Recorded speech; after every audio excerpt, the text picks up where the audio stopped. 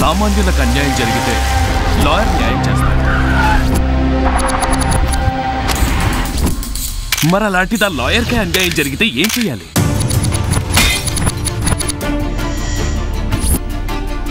వంద మంది దోషులు తప్పించుకున్నా పర్వాలేదు, ఒక నిర్దోషికి శిక్ష పడకూడదు అంటారు. లాయర్గా సక్సెస్ అవ్వాలంటే బ్రెయిన్ లాజిక్ రెండే వాడాలి.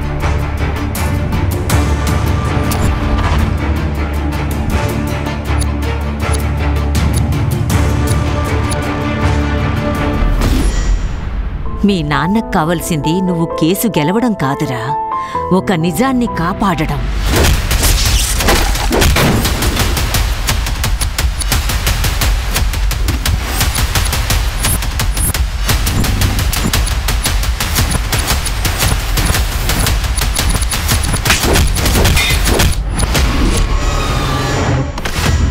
అంకుల్, ఆ నల్ల కోట్ వేసుకోవాలంటే ఏం చెయ్యాలి?